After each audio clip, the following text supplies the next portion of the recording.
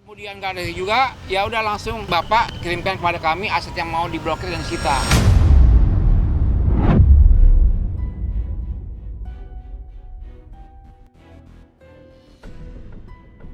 Penyanyi senior Nia Daniati sepertinya tidak bisa menunaikan ibadah puasa Ramadan dengan tenang dan khusyuk. Gara-gara ulah putri tercintanya Olivia Natania alias Oi, Nia terancam kehilangan aset berupa 3 rumah tinggalnya yang ditaksir mencapai 8,1 miliar rupiah sebagai uang kompensasi dari hasil tipu-tipu penerimaan calon pegawai negeri sipil atau CPNS yang dilakukan Oi kepada sekitar 179 orang. Para korban mendatangi Pengadilan Negeri Jakarta Selatan dan meminta Ketua PN Jaksel untuk memberikan teguran atau peringatan resmi kepada Nia Daniati, Oi, dan Rafli. Hari ini adalah panggilan unmanning atau teguran eksekusi kepada Olivia Natania, kemudian Rafli Tilar, dan Nia Daniati.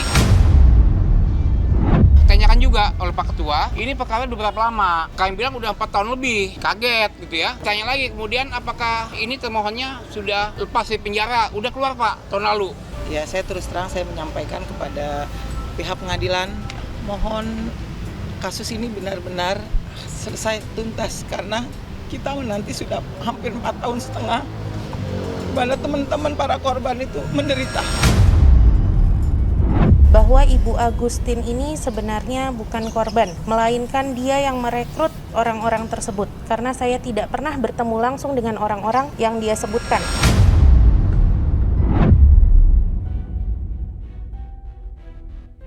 Namun sayang, sampai waktu yang ditunggu, Nia, Oi, dan Rafli tidak datang juga.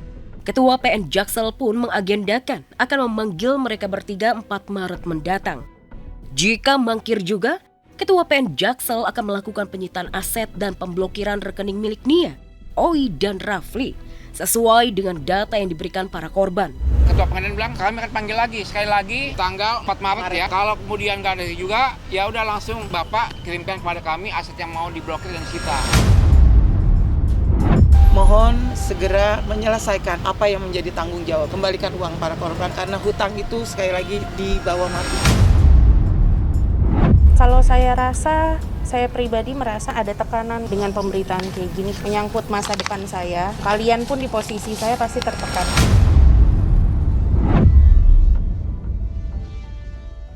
Kasus tipu-tipu CPNS yang dilakukan Oi sebenarnya kasus lama yang tidak tuntas.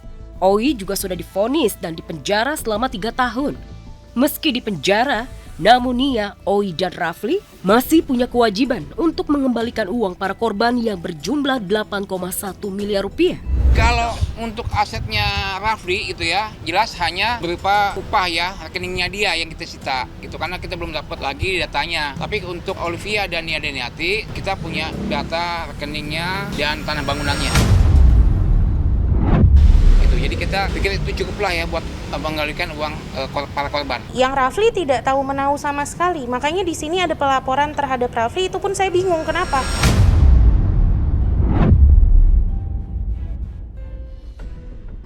Para korban rela mengorbankan apa saja termasuk nyawa demi uang mereka kembali. Karena untuk mendapatkan uang itu, para korban rela meminjam dan berhutang. Nia Daniati pernah ada itikat baik mengembalikan uang korban. Namun hanya 500 juta saja. Ada tawaran dari Ibu Nia ya, yang hanya membayar 500 juta saja. Yang nggak masuk akal dong gitu loh. Uang korban itu bukan uang mati, itu uang boleh minjam. 4 tahun lalu kita tolak, datang dong, ini kan udah bulan puasa ya. Masa iya nggak mau selesai gitu kan? Karena kalau kita ngelihat gaya hidupnya kan masih mewah gitu ya, masih jalan-jalan ya Bu ya. Artinya bahwa punya kemampuan, hanya emang nggak ada niat. Sekarang saya berpikir ulang untuk berbicara dengan pelapor lagi karena pemberitaannya sudah kemana-mana.